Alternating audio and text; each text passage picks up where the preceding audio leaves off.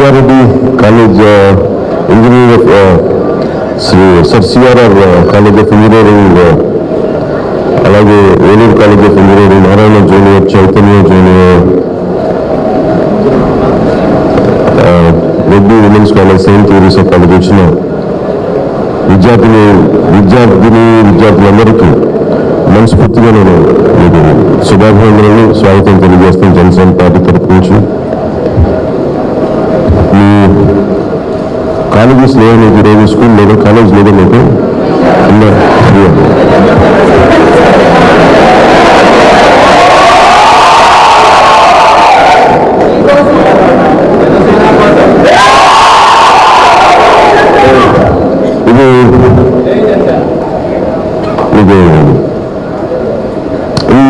చాలా కొంచెం లాస్ట్ కొద్ది దశాబ్దాల మీద సటన్ థింగ్స్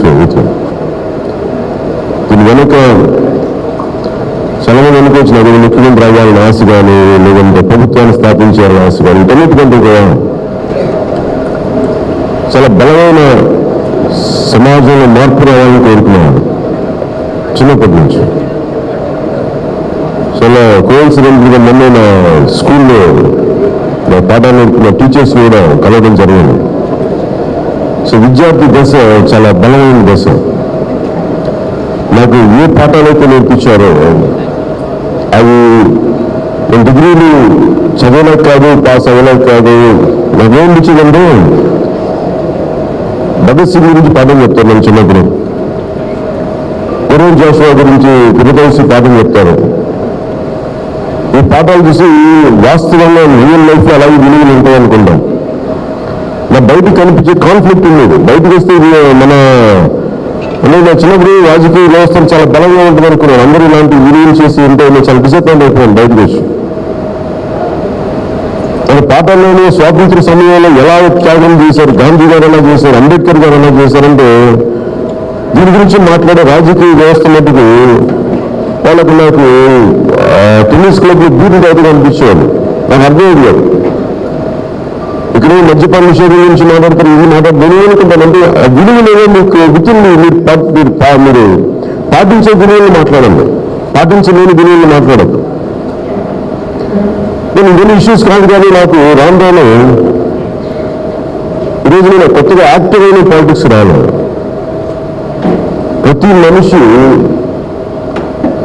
నా బేసిక్ చిన్నప్పటి నుంచి నాకున్న ఆశయం ఏంటంటే మామూలుగా ఒక మనిషి కష్టపడి చిన్నప్పటి ఉద్యోగం, లేదంటే ఒక middle class, lower middle class, ఇంకా దివ్య శ్రేణులు ఏదైనా కావచ్చు, కానీ ఒక మనిషి కష్టపడి అది ముందుకెళ్ళే సమాజం ఏమి డబ్బున్న వాళ్ళకి, అధికారం ఉన్న వాళ్ళకి, లేదంటే పలుకుబడి ఉన్న వాళ్ళకి సమాజం అంటే నా చిన్నప్పుడు చాలా విసుగొచ్చేది. ఒక చిన్నపాటి సర్టిఫికేట్ కావాలనుకున్నా, కాలేజీలో సీట్ కావాలనుకున్నా, బ్యాగులు పట్టుకోవాలి, ఏమని పట్టుకోవాలి అంటే ఇది నాకు ఒకసారి ఫర్ ఎగ్జాంపుల్ 35 to 40% నా మెసేజ్ వచ్చింది.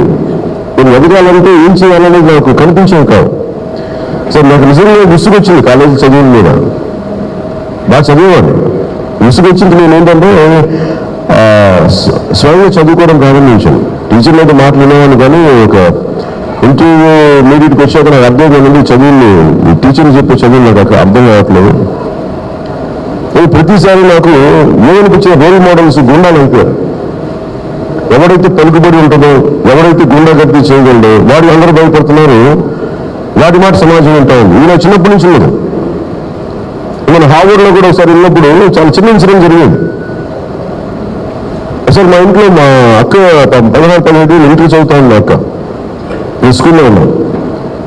అడెవరో రౌడీ మొక్కలు ఇలాగా ఈ చీకటి తీసుకెళ్ళి పోతా ఉంటే ఇంతమంది జనం ఉంటే అక్కడ మాట్లాడలా. నాకు అనిపించింది దేనికి కోపం రాదు, దేనికి ఆపాలన్న ఇది లేదంటే మనకున్న లీడర్స్ ఎలాంటి వాళ్ళు సమాజం వాళ్ళని ఎగ్జాంపుల్స్గా తీసుకుంటుంది. పోలీసులు కావచ్చు, ఎవరైతే అందరూ చూడగలిగే వ్యక్తులు ఎలా ప్రవర్తిస్తారో సమాజం క్యారెక్టర్ తీసుకుంటుంది. అందరూ అవకాశవాదులు, అందరూ దోపిడీదారులు అయితే మిగతా జనం కూడా వాళ్ళు చేశారో మనం కూడా చేసేయచ్చు. నాకు దీని మీద నా కోపం, ఒక వ్యక్తి మీద నా కోపం కాదు, వ్యవస్థ మీద కోపం లేదు. కానీ వ్యవస్థ మీద కోపంతో పోరాడలేదు. అందుకే నేనేం తీసుకున్నానంటే ఎవరి మీద పోరాటం చేయలేక నా మీద నేను పోరాటం చేసుకున్నాను. ఎందుకంటే సమాజాన్ని మార్చలేదు, ఎవరిని మార్చలేవు. కనీసం నేను సంస్కరించుకుని నేను తయారవుకుండా ఉందామని నా ప్రయత్నంలో సొంతంగా చదువుకోవడం స్టార్ట్ చేశాను. దాంట్లో నా 2 పాఠాలు 2 వ్యక్తులు నేను చాలా బలంగా ప్రభావితం చేసిన వ్యక్తులు అనేక మందిలో. వాళ్ళలో నాకు గుర్రం జాషువా గారు ఒకరు, ఈరోజు ఆయన జయంతి. అలాగే భగత్ సింగ్. గుర్రం జాషువా గారికి నేను 8th ఇప్పుడు మెడ్రాస్లో చదువుకున్నప్పుడు 1 సంవత్సరం మెడ్రాస్ వెళ్ళి ఇచ్చేసాను, మెట్రికులేషన్ చదివాను. నాకు నేర్పించిన పాఠం పురదేశి అనే పద్యం ఉండదు, జాషువా గారు రాసింది. శ్రమ దోపిడీ మీద అంటే ఇంత శ్రమ చేస్తే నాకు రాలేదని చెప్పి నా రక్తం గారబోసానని చెప్పి ఆ ఫిరదోసి పద్యం ఉంటుంది. సో శ్రమ దోపిడీ మీద నన్ను అవేకరణ చేసిన గుర్రం జాషువా గారు. అలాగే భగత్ సింగ్ నాకు చాలా కాలం అనిపించేది. 23 ఏళ్ళు భగత్ సింగ్. 23 ఏళ్ళ ఆల్మోస్ట్ ఒక 9-15 రోజులంతా చచ్చిపోయాడు. నాకు ఎప్పుడు భగత్ సింగ్ ఎందుకు అనిపిస్తుంది, చాలా చిన్నప్పటి నుంచి ఎందుకు వ్యక్తి చనిపోయింటాడు అనిపిస్తుంది. ఎదురుకోవడం చంపించలేదు, ఎదురు వెళ్ళి బ్రిటిష్ వాళ్ళు గొడవ చేయొచ్చు కదా అంటే ఎందుకు చచ్చిపోయిన నాకు చిన్నప్పుడు చాలా అర్థమైంది కాదు. ఆ 23 ఏళ్ళ వయసులో ఈ అబ్బాయి ఏం చేయాలి అదే చూస్తాను నేను. ఈ రోజుకి 50 ఏళ్ళు వచ్చిన వ్యక్తులు కూడా ఇంకా పబ్బులకి బార్లకి టీవీస్లో తిరుగుతూ ఉంటే వాళ్ళతో కంపేర్ చేస్తే 23 ఏళ్ళ వయసులో స్వాతంత్ర ఉద్యమ సమయంలో ఈ వ్యక్తికి ఏం ప్రేరేపించిందో చదువుకోవడానికి అని నేను చదువుతూ ఉన్నాను భగత్ సింగ్ గురించి. భగత్ సింగ్ గురించి 1994 వరకు అతను జైలు నోట్స్ బయటకు రాలా, అది దాచేశారు, బయటకు రాలేదు. భగత్ సింగ్ ఇప్పుడు అందరూ ఉగ్రవాదం అంటారు, బ్రిటిషర్స్ చేసిన మాట అది. బట్ భగత్ సింగ్ చాలా తెలియగలిగాడు, విపరీతమైన పుస్తకాలు చదివేవాడు, విపరీతమైన అవగాహన ఉన్నవాడు. బెర్ట్రాండ్ రస్సెల్, చార్ల్స్ డికెన్స్, రోసియన్ ఒక ఫ్రెంచ్ ఫిలాసఫర్, ఒక్కటి కాదు. అలాగే మ్యాక్సిమ్ గోర్కీ. ఇవన్నీ అతను చనిపోయే ముందు కూడా ఇంకొంచెం కొద్దిసేపటి గుర్తిస్తారనుకో కూడా ఆయన అడిగింది లాయర్ వస్తే నేను అడిగిన పుస్తకం తెచ్చేవాడంటే అవన్నీ చంపే లెనిన్ రాసిన రెవల్యూషన్ ఒక పుస్తకం రాస్తే అది చదువుతా ఇంకొక ఎవరో మన విడితీసే తలా నుంచి రెడీ అవుదామంటే వచ్చి నేను మాట్లాడతాను. ఒక రెవల్యూషనరీ ఇంకో రెవల్యూషనరీతో మాట్లాడుతున్నాను. అది చేసి స్టైట్ విరికమ్మని విడితీసేశారు. అతను రాసిన హ్యాండ్ రిటన్ నోట్స్ ఉంటున్నాయి. అతను ఎంత విసిగిపోయారంటే ఆ టైంలోనే ఎందుకు ఇతను ఆత్మహత్య చేసుకున్నాడంటే భావితరాలకి నా చావు ఒక మేల్కొలుపు ఉండాలి. ఎప్పుడు ఒక డెకరెన్స్ వచ్చేస్తుంది సమాజంలో, అధికారం ఎక్కువైపోయి డబ్బులు ఎక్కువైపోయి వీళ్ళకేనంటే సాటి మనిషికి వస్తారని అర్థం కాదు. చాలా ఒక డెకరెన్స్ అంటే వాళ్ళ పిల్లలు కానీ వీళ్ళు కానీ అంటే ఒక సున్నితత్వం పోద్ది మనుషుల్లో. ఇలాంటి పరిస్థితి ఇప్పుడు నేను చూస్తున్నాను. ఇది రాను భావితరాలకు ముందు పెరిగిపోతుంది. ఎప్పుడు నా చావు కూడా అలాంటి పరిస్థితులకి పోరాడమని చెప్పి నేను అందరూ చచ్చిపోతున్నానని చెప్పి చాలా విల్ఫుల్గా ప్రాణత్యాగం చేశాను. అందుకు ఆ 23 ఏళ్ళ కుర్రాడు మీకు ఇప్పుడు చూడండి, 23 ఏళ్ళ కుర్రాలు ఇప్పుడు ఏం చేస్తాను చూడండి. ఆ 16-17 ఏళ్ళకి ఎంత తత్వవేత్తలు చదివేవాడంటే భగత్ సింగ్ అతను ఉగ్రవాదిగా చేశారు. ఈ రోజున మనకి ఏమైపోయింది, ఈ రోజున మనం ఎవరిని మనకి సమాజంలో ప్రేరేపిస్తుంది, రౌడీని గుండాన్ని మాట్లాడుతాను, అవకాశవాదపు రాజకీయ వ్యవస్థ. నేను 2014 కూడా చెప్పాను మిత్రుగా, నేను ఉన్నా అనడానికి నాకు నిజంగా కన్నీళ్ళు ఉండేది. భగత్ సింగ్ గురించి చదువుతా ఉండే 20 ఏళ్ళ కుర్రాడు, 25-26 ఏళ్ళకు కూడా మనకి 30 ఏళ్ళకు కూడా ఇంకా చిన్నపిల్లల ప్రవర్తించే సమాజం, ప్రస్తుత సమాజంలో అది 28 ఏళ్ళ కుర్రాడు చనిపోవడం నాకు ఎప్పుడు కూడా అతను మనసులో అతను నిద్రించిపోయాడు. అతను అంటే ఏదో చేయాలని అతను తప్పన అతని ప్రాణత్యాగం ఎక్కడ ఏ మారుమూలకి వెళ్ళినా ఎక్కడ పాకిస్తాన్లో పుట్టాడు, లాహోర్లో పుట్టాడు. ఈ రోజున భగత్ సింగ్ పుట్టిన మన దేశంలో లేదు, లాహోర్లో ఉంది. మోతీలాల్ నెహ్రూ గురించి చెప్తా చాలా గొప్ప మేధావిని నేను చూశాను భగత్ సింగ్తో మాట్లాడతా. నిజంగా నెహ్రూ గురించి నేను భగత్ సింగ్ కలవంటే నెహ్రూ గారు కలవలేకపోయారు. అంత గొప్ప వ్యక్తి భగత్ సింగ్. పోరాటం చేయలేక కాదు, అతను బాంబులు విసిరినప్పుడు అతను చెప్పింది ఏంటంటే నేను చెప్పడానికి అతను ఎందుకు బాంబు విసిరాడు చెప్తే ఆర్గ్యుమెంట్ అతనికి పోలీసులు అతను ఎక్కడున్నా సోదాలు జరిపినప్పుడు అతను బాంబులు వీటిని పుస్తకాలు దొరికేవాడు. అంటే పుస్తకాల్లో శక్తి అంత ఉంటుంది. ఒక వాదనని మనం పోరాటం చేయాలంటే పుస్తకాలే మనకు బలం. Books are the training weights of our mind. అందరూ ఒక డిగ్రీ చదివేసి ఇంటి నుంచి చదువు చేసి సరిపోదు. Books of the training makes of mind. ఎన్ని రోజున 6 ప్యాక్ 8 ప్యాక్ 4 ప్యాక్ ప్రోటీన్ తీసుకుంటారు, మజిల్ పెరుగుద్దేమో దానివల్ల. కానీ మెంటల్ మజిల్ ఎలా పెరుగుద్ది, కరేజియస్ మజిల్ ఎలా పెరుగుద్ది. ప్రతిరోజు పిరికితనంతో ఉండే సంఘటన మనం పారిపోమంటుంటుంది జీవితం నుంచి. ఎవరో ఒక మాట అంటాడు, ఇది ఎదుర్కొనే పారిపోదాం.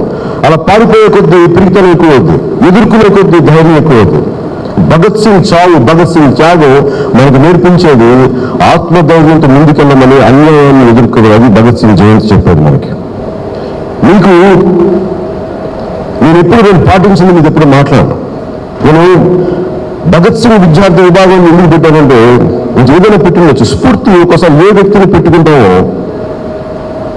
ఆ స్ఫూర్తి దానికి వెళ్తుంది, మనందరికీ వస్తుంది. అందుకు భగత్ సింగ్ విద్యార్థి విభాగం పెట్టాను. ఎందుకంటే నా భయం ఏంటంటే, నేను విద్యార్థి దశలో ఉన్నప్పుడు, ఇంటర్మీడియట్ విఆర్ కాలేజీలో చదువుకుంటున్నప్పుడు చాలా చదువుని ఉండేది. నాకేంటంటే ఒక చదువుతాను, డిగ్రీలు చదువుతాను, ఎవరికి ఉద్యోగం చేయడం వీటన్నిటికంటే కూడా నాకు అన్యాయం పైన ఎదురు తిరగానే ఉండేది. ఒక రౌడీల మీద, ఆ రౌడీలకి అందరూ రాజకీయ నాయకులు. అంటే మీరు వ్యవస్థ ఏమైపోయిందంటే చూడండి, ముందు తరానికి మీకు నిన్న కూడా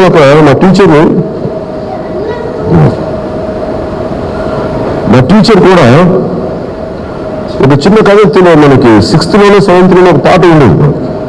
నేను కూడా చెప్పాను, మీరు అంటే 3 కాళ్ళ ముదస్సులు అని చెప్పి ఒక కథ ఉంది, పద్య భాగం. ఒక రాజు వేట నుంచి తన పరివారంతో వెళ్తా రహదారిలో ఒక ముసలతను మామిడి తినేసిన మామిడి టెంక నాటుతూ ఉంటాడు. నాటుతూ ఉంటే రాజుకి చాలా ఆశ్చర్యం వేస్తుంది. వీడు కాటికి కాళ్ళు జాపు చచ్చిపోయేలాగా ఉన్నాడు, ఇది వేళ రేపు వీడికి ఎంత కోరిక వీడికి బతకడానికి, వీడికి ఇది ఎప్పుడూ చచ్చిపోతాడు అని చెప్పి వాడిని చాలా పరిహసిస్తూ ఆ ఫస్ట్ సాంగ్లో 2nd 3rd సాంగ్లో మాట్లాడుతూ ఉంటే, ఎవరో నువ్వు కాటికి కాళ్ళు జాపుకొని కూర్చున్న ముగిస్తుంది, నువ్వు చచ్చిపోదానని. వాళ్ళు ఇంకా ఈ చెట్టు ఇది మొక్కై చెట్టు కాయలు చేసి అప్పుడు బతుకున్నామని ఆశ అంటాడు. ఆ పెద్ద ఏమంటాడంటే, నా కోసం కాదు బాబు, నా మనవడి కోసం అని చెప్పి తన మనవడిని పక్కన తీసుకొచ్చి చూపిస్తాడు. అంటే ఒక చిన్న చెట్టు నాటితే ఒక భావితరానికి ఎలా పనిచేస్తున్నా ఒక జ్ఞానం ఉన్న ఒక మెడిసిన్ చూసి రాజు తన తప్పు సరిదిద్దుకుంటాడు. అలాంటిది మన రాజకీయ నాయకులు, రాజకీయ వ్యవస్థ కానీ వచ్చే మ్యాక్సిమం ఆలోచించగలిగితే వచ్చే ఎలక్షన్స్లో మనం గెలుస్తామా లేదా తప్ప ఈ డెసిషన్ తీసుకుంటే వచ్చే తరానికి ఏం జరుగుద్ది అన్న ఆలోచన సంపూర్ణంగా చచ్చిపోయింది. ఆలోచన లేదు వీళ్ళెవరికి. దానికి ఉదాహరణ తెలంగాణ ఉద్యమం చూసుకుంటే, రాష్ట్రం విడిపోతుంటే 1969 72లో 2 రాష్ట్రాలు విడిపోవాల్సినది అప్పటికప్పుడు ఎవరికాలు సర్ది పెద్ద మనుషులు అగ్రిమెంట్ వాళ్ళు చెప్పి 1969 72 ఎవరు పుట్టలేదు. అలాంటి సమయంలో వాళ్ళు పాటించిన తప్పులకి ఈరోజు శిక్ష అనుభవిస్తుంది ఈ తరం యువత, ఈ తరం విద్యార్థులు, ఈ తరం యువత, ఈ తరం మనుషులు. ఉదాహరణకి విడిపోవటం వల్ల ఎంతో బీసీ కులాలన్నింటినీ, ఒకప్పుడు ఉమ్మడి రాష్ట్రంలో ఉన్నప్పుడు బీసీ కులాలన్నింటినీ ఒకేలా ఉండే అనుకున్నాను. ఉదాహరణకు ఎగ్జాంపుల్గా చెప్పు, తెలంగాణ విడిపోయిన తర్వాత ఈ బీసీ కులాలు ఆంధ్రప్రదేశ్కి వర్తిస్తాయి. కానీ ఇక్కడ అందరినీ ఒక్క పెన్ను పోటుతోటి ఓసీ కులాలు అయిపోయింది. వాళ్ళ రిజర్వేషన్ లేదు, ఇక్కడ సంబంధికులు కాదు. నేను టీచర్స్ కలిసాను, నాన్ లోకల్ టీచర్స్. మేము తెలంగాణలో ఇరుక్కుపోయాం. వాళ్ళు ఇక్కడికి రావాలని ఆకాంక్ష ఉంటుంది, వాళ్ళ తల్లిదండ్రులు ఇక్కడ ఉండిపోయారు, ఉద్యోగం అక్కడ ఉండిపోయి అక్కడే అందరూ వెటకారం చేస్తుంటారు, ఇంకా మీరు స్టేట్ వచ్చినా విడిపోలేదా అని చెప్పి. ఇట్లాగా అనాలోచితంగా ఎన్ని నిర్ణయాలు తీసుకుంటే నాకు భయం వేసింది. మీరు మాట్లాడే ఒక నిర్ణయం, మీరు తీసుకునే ఒక పబ్లిక్ పాలసీ భావితరాలను ఎలా ప్రభావితం చేస్తుంది, ఈ అజ్ఞానం మీకు అర్థమవుతుందని అనిపించేది నాకు ఒకసారి. వాళ్ళు మాట్లాడుతుంటారు, బూతులు పురాణం, తిట్లు పురాణం ఛానల్స్లో చూస్తుంటే, ప్రోగ్రాంలో చూస్తుంటే, క్వాలిటీ డిబేట్స్. ఈ పబ్లిక్ ఈ పాలసీ గురించి మాట్లాడుతున్నానంటే పాలసీ డిబేట్స్ ఎక్కడున్నాయి? ఒకసారి కాన్స్టిట్యూయెంట్ అసెంబ్లీ డిబేట్స్ చదవండి, 5 వాల్యూమ్స్ ఉంటాయి. మీరు చెక్ చేయండి, అంబేద్కర్ ఎలా మాట్లాడాడు, ఒక్కొక్కళ్ళు కృష్ణస్వామి అయ్యారు ఎలా మాట్లాడేవారు, ఈ పాలసీ ఎందుకు పెడుతున్నావు, ఎందుకు పెట్టట్లేదు, ఫెంటాస్టిక్ డిబేట్స్. పండిట్ జవహర్లాల్ నెహ్రూ ముగ్గురు జెండాను ఎందుకు పెడుతున్నావు, దేశపు జెండాను ఎందుకు ఇదే పెడుతున్నావు, చర్కా తీసేసి అశోక చక్రం ఎందుకు పెడుతున్నావు, ధర్మచక్రం ఎందుకు పెడుతున్నావు, దీన్ని డిబేట్స్ ఉంది. అంత ఆలోచించారు. ఎందుకు ఇంత విస్తృతిగానే ఉండాలి? మరి ఈ రోజున మాట్లాడితే ఒక్కొక్కరు కూర్చోబెట్టి రౌడీలు వీళ్ళు పాలిస్తుంటే నేను ఒకటే ప్రశ్నించుకున్నాను, డబ్బులు సంపాదిస్తాను, యాక్టివ్ అవుతాను, అన్నీ చేస్తాను, ఇది నా పిల్లల్ని నేను రక్షించుకోగలను, అలాగే నేను అభిమానించి నేను ఇష్టపడే నాకు ఎప్పుడు మనసులు తెలుస్తూ ఉంటుంది, వీళ్ళు ఎవరు చూసుకుంటారు అనుకుంటాను. ఎప్పుడు వీళ్ళకి ఏం జరుగుతుందో నా బిడ్డలు గురించి బయట చిన్న బిడ్డలు చూస్తుంటాను. అని ఇంత రౌడీజం పెరిగిపోయి అన్లాఫుల్ ఎలిమెంట్స్, లంపెన్ ఎలిమెంట్స్. నిన్న కూడా మాట్లాడాను, మావోయిజం ఎందుకు పెరుగుద్ది, నక్సలైట్లు ఎందుకు వస్తారు, ఎవరు ఆలోచించరు. హర్నాండో డిసోటోలో ఒక ఎకానమిస్ట్ పెరువులో షైనింగ్ పాత్ గెరిల్లాస్ అని ఉండేవారు పెరువులో. ఆ షైనింగ్ పాత్ గెరిల్లాస్ ఎలాంటి వ్యక్తులంటే ఈ కత్తి తీసుకొచ్చి ఈ పైన కోసేసేవారు, ఈ పైన స్కాల్ప్ని. అంటే అంత దారుణమైన వైలెన్స్ ఉండేది. యువతంతో వెళ్ళిపోవాలి. ఎందుకంటే ఆర్థికంగా ఎకనామిక్ ఈక్వాలిటీ లేదు, సామాజిక భద్రత లేదు, ఆర్థిక భద్రత లేదు, ఉద్యోగాలు లేవు. ఆ కోపంతో వితంగాలు తెలియక, సపోర్ట్ సిస్టమ్ లేక, పరిపాలనా వ్యవస్థ బ్యూరోక్రసీ సపోర్ట్ చేయక people will tend to go for alternate path. So Hernando de Soto institute of liberty and డెమోక్రసీని రిప్రజెంట్ చేసే ఒక ఉద్యోగం. వాళ్ళని గవర్నమెంట్ హైర్ చేస్తే వాళ్ళు చేసేది ఆర్థిక భద్రత ఇచ్చే కొద్దీ మావోయిజం తగ్గింది, అక్కడ రిక్రూట్మెంట్ తగ్గింది. నేను నిన్న సభలో కూడా చెప్పాను, ఎందుకు ఇంతమంది యువత 19 ఏళ్ళ కుర్రవాళ్ళు, 20 ఏళ్ళ కుర్రవాళ్ళు, అమ్మాయిలు ఎందుకు వెళ్తారు మావోయిజం మూమెంట్ అంటే సమాజం ప్రొటెక్ట్ చేయనప్పుడు, వ్యవస్థ ప్రొటెక్ట్ చేయనప్పుడు వాళ్ళు ఇటు వెళ్తారు. ఆయుధం పట్టుకుంటే సమస్యలు తీరిపోతుంది, వెళ్ళిపోతారు. చిన్నప్పుడు మా ఇంటి నుంచి స్కూల్ నడిచేటప్పుడు టీబీ హాస్పిటల్ దగ్గర నిన్న దర్గానట్లో తుపాకీ గొట్టం ద్వారా రాజ్యం సిద్ధిస్తుందని ఉంటే నాకు అనిపించేది, నాకు అర్థమైంది చిన్న వయసులో 5వ తరగతి 6వ తరగతిలో. ఆ తర్వాత నాకు అర్థమైంది, వెళ్ళి చూస్తే భారత రాజ్యాంగం కానీ భారత రాజ్యాంగ వ్యవస్థను రిప్రజెంట్ చేసే సమూహం వ్యక్తులు కావచ్చు, వాళ్ళ పాలసీలు కావచ్చు, రాజకీయ వ్యవస్థ కావచ్చు, బ్యూరోక్రసీ కావచ్చు, వీళ్ళు నిలబడినప్పుడు people tend to go for alternate path. మొన్న నేను ఇక్కడికి వెళ్ళినప్పుడు, ఉత్తరాంధ్రకి వెళ్ళినప్పుడు మొన్న ఈ మధ్య మీకు తెలుసు, ఒక ఎమ్మెల్యేని, ఒక ఎక్స్-ఎమ్మెల్యేని, ఒక ఎమ్మెల్యేని చంపేశారు. చాలా 19,150 మంది పిల్లలు కలిసి మావోయిస్టులు. నేను మావోయిజంని నేను మావోయిజం ఇప్పుడు ఎలా చూస్తానంటే, ఎందుకుంటుంది నేను జనసేన కూడా మాట్లాడింది ఏది రైతు రాలో తెలియదు. ఒక స్థాయికి వచ్చాక 2 పని వేసుకెళ్ళిపోతాయి. నాకు అనిపించింది ఎట్లా అసలు ఇది ఈ సమస్యకు ఎట్లా అంటే, అక్కడ నిజంగా మీరు అరకుకి వెళ్తే చాలా కమ్యూనిటీ కథలే ఉంటాయి. నాతో పాటు చాలా మంది పిల్లలు తీసుకెళ్తే అక్కడ ఆడపిల్లలు తీసుకెళ్తే తాటు చేస్తారు, వ్యభిచారం చేయిస్తారు. ఆదివాసీల పిల్లల్ని మాట్లాడే వాళ్ళు ఎవరు ఉండరు, రకరకాలుగా వేధిస్తారు, వాళ్ళకి రావాల్సిన గిరిజన ఫండ్స్ ఇవ్వరు, చిన్నపిల్లలకి జబ్బులు, ఒంటి మీద స్కిన్ డిసీజెస్. ఇలాంటి పరిస్థితుల్లో మావోయిజం పెరిగిపోయినారు. సపోర్ట్ ఎందుకంటే ఎవరు గవర్నమెంట్ సపోర్ట్ చేయనప్పుడు, మంత్రులు వెళ్ళినప్పుడు, శాసనసభ్యులు వెళ్ళినప్పుడు ఏం చేస్తారు? ఒక బాక్సైట్ మైన్ చాలా కంటికి అందంగా కనిపించే ఒక పర్వతం అది, అద్భుతంగా ఉంటుంది. అదే అమెరికాలోనూ జపాన్లో దాన్ని పరిరక్షించుకుంటారు.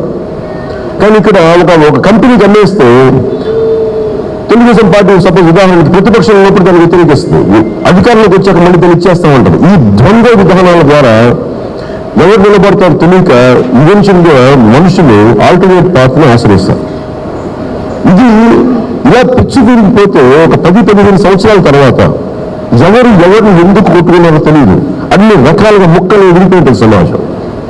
ఒకడు కులం చెప్తాడు, ఇంకొకడు మతంతో మాట్లాడతాడు. నేను నిన్న కూడా మాట్లాడాను, ప్రతి ఒక్కరు వీడు మన కులమో, మన కులపు రౌడీయో, లేదా మన కులపు ఎమ్మెల్యేని అనుకుంటే ప్రతి ఒక్కరు వాడి కులం తాలూ, వాడి సామాజిక వర్గం తాలూకు రౌడీని వెనుకసి రావాల్సి వస్తాయి. ఇలా చేసుకుంటూ వెళ్ళిపోతే బోల్డ్ని వర్టికల్స్ వస్తాయి, బోల్డ్ని చీలికలు వస్తాయి సమాజంలో. అది ఎవరికి మంచిది కాదు. ఇంతమంది మేధావులు ఉన్నారు, ఇంతమంది ప్రజ్ఞావంతులు ఉన్నారు, ఒక్కడు మాట్లాడు దీని గురించి. Because everyone has business interest. ప్రతి ఒక్కరికి మీరు బిజినెస్ ఇంట్రెస్ట్లో చూసుకున్నారు, కానీ ఫ్యూచర్లో సమాజం ఏమవుతుంది, భావితరాలు ఏమవుతాయి? ఒకరికి బాధ్యత లేదు, మాట్లాడరు.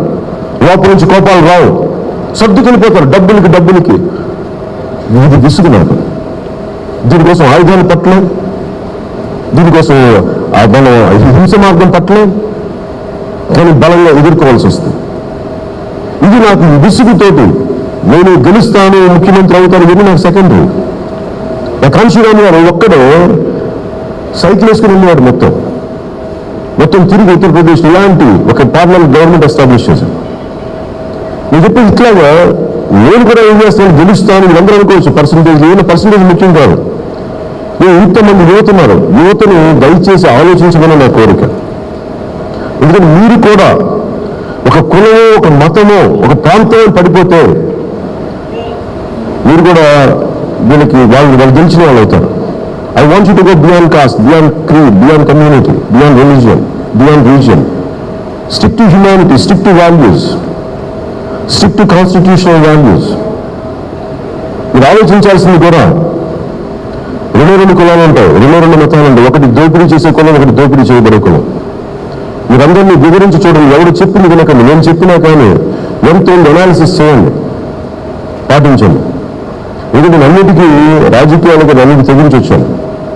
ఎందుకంటే నేను ముఖ్యంగా కోరుకునేది సమాజంలో లా అండ్ ఆర్డర్ బాగున్నప్పుడు మిగతావి సభ్యంగా ఉంటాయి.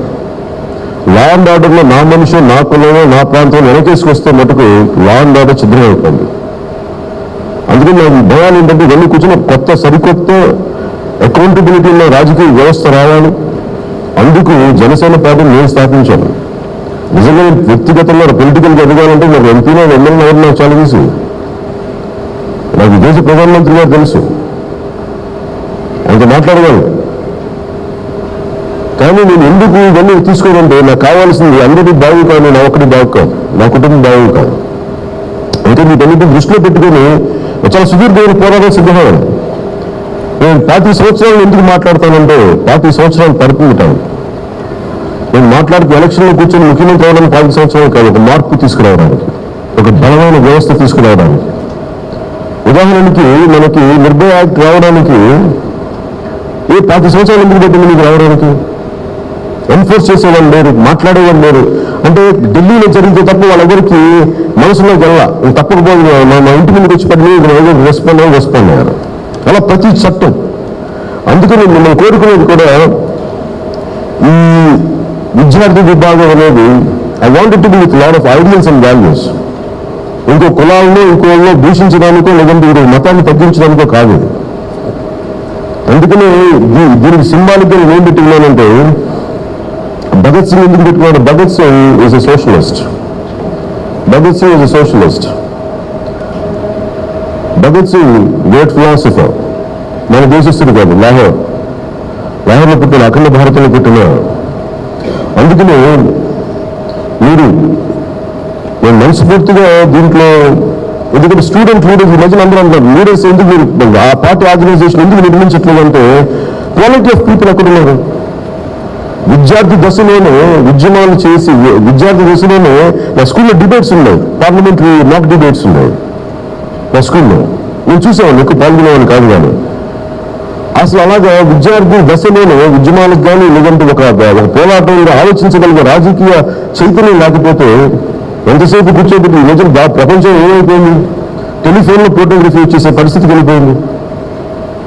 టెలిఫోన్ ఎలా వాడతావు, ఇంటర్నెట్ ఎలా వాడతావు అంటే ఎదురు just for messages or pornography ఇట్లా అయిపోయింది సమాజం.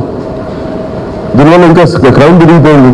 ఇలాంటి పరిస్థితులు వీటన్నిటిని తట్టుకొని నిలబడాలి అంటే చాలా బలమైన సంకల్పం ఉండాలి. ప్రతి యువకుడికి చాలా బలమైన వ్యక్తిత్వం ఉండాలి. ఇన్ని తట్టుకొని నిలబడాలి. అందుకు నేను కోరుకునేది కూడా చాలా బలమైన విద్యార్థి వ్యవస్థ ఉంటే తప్ప ఫ్యూచర్ లీడర్షిప్ రాదు. నేను 10-15 సంవత్సరాలు మాట్లాడుతుంటే ఈ రోజున మీరు 20 ఏళ్ళు 19 ఏళ్ళు ఉన్న వాళ్ళు రేపు 40, 35, 40 ఒక మంచి బలమైన అనుభవం వచ్చాక రేపు గొప్ప నాయకులు అవుతారు మీలో నుంచి. అందుకు నేను 35 సంవత్సరాలు మాట్లాడతాను. ఎలక్షన్ గెలవడానికి కాదు. ఎలక్షన్లో కుయుక్తి వేస్తే కూడా ఇవాళ రేపు ఏదో చేసేయచ్చు. నేను ఎలక్షన్ గెలవడం అనేది నా ముఖ్య ఉద్దేశం కాదు. సామాజిక మార్పు, అది కూడా బాధ్యతతో కూడిన మార్పు నా ముఖ్య ఉద్దేశం. అందుకని మీ అందరినీ నేను కోరుకునేది కూడా ప్రతి ఒక్కరు కూర్చోబెట్టి అరుపులు కేకలు ఉంటాయి. కానీ నేను కోరుకునేది మనందరూ ఏం చేస్తాం, నేను ఒకటే కోరుకున్నాను చిన్నప్పుడు, నేను ప్రతి ఒక్కరు తిడుతున్నాను, వీడి సరిగ్గా లేదు, ఆవిడ సరిగ్గా లేదు, నువ్వు సరిగ్గా ఉన్నావు అనుకున్నాను. ఫస్ట్ నాలో లోపాలు చాలా కనిపించింది. ఫస్ట్ సెల్ఫ్ కరెక్షన్తో స్టార్ట్ చేద్దాం. బయట అనే కంటే కూడా నా తప్పులే ఉన్నాయి. నేను ఎలా అనుకుంటానంటే నాకు ఇన్ని తప్పులు కనిపించినాయి నాలో. I start correcting my self. అలాగే మనకు చాలా పరిమితి శక్తి అంటారు. అంటే మీ వల్ల ఎవరో చెప్తుంటాడు, చిన్నప్పుడు చెప్పాడు అసలు ఏం అవడం అని, దాన్ని చేంజ్ చేశాడు ఎవరు.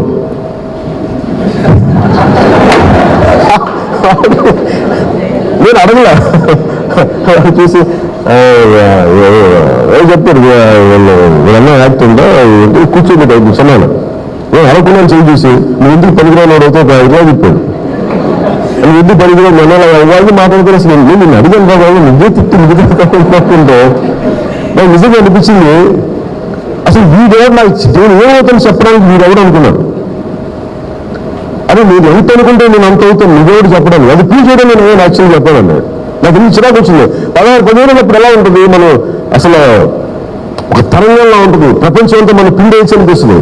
పర్వతాలైనా పిండేయించిన శక్తి ఉంటుంది మన దగ్గర, ఏదైనా సాధించవచ్చు అని ఉంటుంది. అలాంటి సమయంలో ఒకడు వచ్చి దాని మీద నీరు కార్చేయాలని చాలా కోపం వచ్చేసింది. వీడెవరో చెప్పడానికి నేను దానికోసం ఎక్కువ కష్టపడ్డా. వాడు తప్పనిపోయింది, వాడు చెప్పిన మాట ఎలా వెళ్ళిపోయిందంటే కాన్సెప్ట్ మనసులోకి వెళ్ళిపోయింది. నువ్వేం కావాలి నా థాట్, వాడు పెట్టిన థాట్ని ఆలోచనలు ఫైట్ చేయడం నాకు ఒక 2 దశాబ్దాలు పెట్టింది. నాకు అలవాటైతే కనుక మర్చిపోయాను అనుకోండి, కానీ గుర్తుండిపోయింది. అంటే అలాగే మనల్ని ప్రతి ఒక్కరు మిమ్మల్ని కూడా వాళ్ళ ఇంటికి వస్తుంది. ఎందుకు అవ్వలేదు? ఖచ్చితంగా అవ్వలేదు. అన్నపూర్ణ మన పూర్ణాన్ని సినిమా చూస్తుంటే ఒక 14 ఏళ్ళ అమ్మాయి, ఒక గిరిజన బాలిక, బలం లేదు, ఒంటి మీద బలం లేని అమ్మాయి మౌంట్ ఎవరెస్ట్ ఎక్కగలిగింది. 14-15 years అమ్మాయి. అది ఇంత మనిషికి అసాధ్యం లేదు. నేను అది నాకు ప్రూవ్ చేసుకోవడానికి నేను కరాటే మార్షల్ ఆర్ట్స్ నేను కార్లు ఎక్కించుకునేది. ఎందుకంటే to prove my self that I'm worthy of something.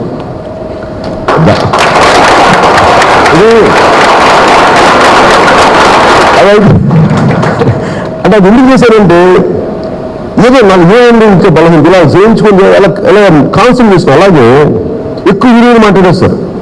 Two much of morality. నేనేమంటానంటే టూ మెనీ వాల్యూస్ అంటే రీజనబుల్ వాల్యూస్ పెట్టుకోండి. ఎవడో కూర్చోబెట్టి ఒక వ్యాలంటైన్స్ డేకి ఎవడో కూర్చోబెట్టి ఇప్పుడు అమ్మాయిలు అబ్బాయిలు మాట్లాడదు, నువ్వెవడో మాట్లాడడానికి అంటాను. వాళ్ళదే మాట నేను వదిలేసేది, నువ్వెవడో ఎన్ఫోర్స్ చేయడానికి. అంటే మనకు ఎలా ఉంటుందంటే నాకు నిజంగా దేని ప్రయోగం చేసి చెప్తాను. గ్రోయింగ్ స్టేజ్లో will think of sex, will think of physicality.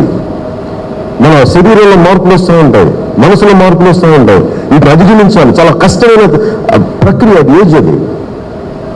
ఇవన్నీ మనం తట్టుకొని ఆలోచిస్తే అంటే దాన్ని అదిలేస్తే పెడదోలు పట్టేస్తాయి. అందుకని దాన్ని అర్థం చేసుకోవడానికి you need that kind of first of all let us not think between opposite sex is attraction is wrong. First అది. అలాగే రకరకాలుగా మనం దీన్ని ఆలోచించి నేను ఏంటి నేను ఐఎమ్ నాట్ ఎంకరేజింగ్ దానిని మనం తప్పుగా పెట్టేసుకుంటే ఇంకా పెద్ద తప్పులు చేస్తాం. దాని వల్ల కూర్చోబెట్టి యూ హ్యావ్ టు అండర్స్టాండ్. ప్రతి మన శరీరాన్ని అర్థం చేసుకోవాలి, మన హార్మోన్స్ అర్థం చేసుకోవాలి. ఈ మార్పులు ఉంటాయి మన శరీరంలో. అండ్ ఈవెన్చువల్లీ ఇవన్నీ ప్రోక్రియేషన్కి, అంతేగాని కూర్చోబెట్టి పిచ్చి పిచ్చి వేషాలు వేయడానికి కాదు. ఇవన్నీ అర్థం చేసుకుంటే తప్ప అంటే ఒక్కొక్కటి అధిగమిస్తా. ప్రతి చిన్న ఎందుకు చెప్తున్నానంటే ఈ అబ్స్టికల్స్ ఇవన్నీ ఇది అంటే అర్థం చేసుకోవాల్సింది, పారిపోయేది కాదు. అర్థం చేసుకుని ఒకటి వెళ్తా ఉంటే చాలా చిన్నగా అనిపిస్తుంది. కొన్ని సంవత్సరాల తర్వాత మీరంటే రానవే. ఇప్పుడు చూడండి, చాలా చిన్న రాజకీయ నాయకులు చాలా మంది, కొంతమంది చిన్న పిల్లలతోటి, అండర్ ఏజ్ పిల్లలతోటి దొరికిపోతూ ఉంటారు. దేనికంటే వాళ్ళ ప్రదర్శన సరిగ్గా అర్థం చేసుకోక. అందుకని ఇలాంటి నుంచి కూడా అధిగమిస్తూ టీనేజ్ నుంచి కాలేజీ దశ నుంచి అర్థం చేసుకుంటూ ఒక బలమైన వ్యక్తిత్వమైన వ్యక్తులు కావాలంటే ఇన్ని రకాలుగా అర్థం చేసుకోవాలి. అలాగే నేను సాంగ్స్ ఎందుకు పెట్టేవాడిని సినిమాల్లో అంటే నాకు ఎవరు చెప్పేవాళ్ళు కాదు. చిన్నప్పుడు ఎన్ని సెల్ఫ్ హెల్ప్ బుక్స్ ఉండేవి కాదు. నా చుట్టుపక్కల చదువుకునే సమాజం ఏం లేదు. చాలా అందరం దిగువ మధ్య తరగతి మనుషులు. ఆ ఇంట్లో ఒక చిన్న పార్టీ ఉద్యోగం చేసేవాళ్ళు. నాకు ఎవరు ఉండేవాళ్ళు కాదు. మా నాన్న నాకు దొరికేవాళ్ళు. సో నేను నేర్చుకునే నా ఫ్రెండ్ ఒక బుక్ సెంటర్ ఉండేది. లక్కీ నాకు పెద్దలు 10 years. అతను బుక్ షాప్ నుంచి చదివాడు. రకరకాల సమాధానాలు దొరికింది. సో దాంట్లో భాగంగానే నేను యాక్ట్ అయ్యాక ఏదో ఒక మెసేజ్ ఉండాలి నా సినిమాల్లో అని అనుకుని, ఉదాహరణకి తమ్ముడులో ట్రావెలింగ్ సోల్జర్ అని ఒక పాట పెట్టాను. If you want know who I am, you just have wait and see. ఎందుకు చెప్పానంటే అది మనుషుల్లో చాలా నిగూఢమైన బలమైన, చాలా నిగూఢమైన శక్తి ఉంటుంది. అది ఒక పరిస్థితులు అంటే అడ్వర్సిటీ కండిషన్స్ వస్తే తప్ప, అడ్వర్స్ కండిషన్స్ వస్తే తప్ప అది బయటపడదు. ఛాలెంజింగ్ సిచ్యువేషన్ వస్తే తప్ప. సో నేను అందుకని చాలా మంది నేను ఏం చేయలేదు అంటే నాలా చాలా మంది అనుకుంటే వాళ్ళందరికీ స్ఫూర్తి ఇవ్వడానికి ఆ పాట పెట్టాను. అది క్రిమినల్ ఎలిమెంట్స్, నార్మల్ ఎలిమెంట్స్ మనం రూల్ చేస్తామని కూడా చేయడానికి ఇది నా బేసిక్ ఆలోచన. ఇది మీరు ఎందుకు చెప్తున్నారంటే మీ నుంచి చాలా బలమైన వ్యక్తిత్వం ఉన్న వ్యక్తులు అందరూ నాయకులు కావాల్సిన అవసరం లేదు. కానీ మీ అందరూ సహాయ సహాయకాలు కాంట్రిబ్యూషన్ అయితే బలమైన సమాజంలో. అందుకని నేను మనస్ఫూర్తిగా ఈరోజు నేను మిమ్మల్ని భగత్ సింగ్ విద్యార్థి విభాగంలో సభ్యులుగా మిమ్మల్ని అందరినీ మనస్ఫూర్తిగా ఆలోచించాలని చెప్తున్నాను.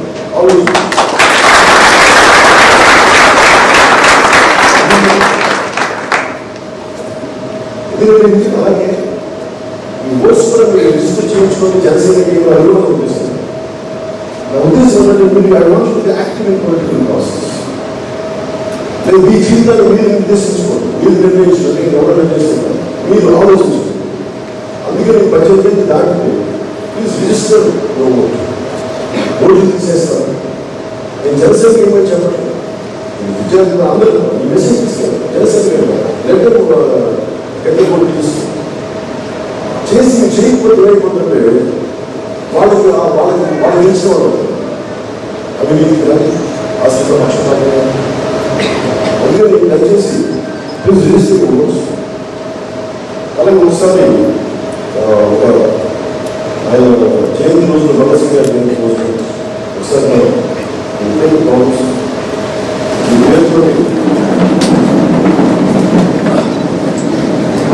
ఒకసారి ఎవరి పేరు ఒకసారి చెప్పండి. కంటిన్యూ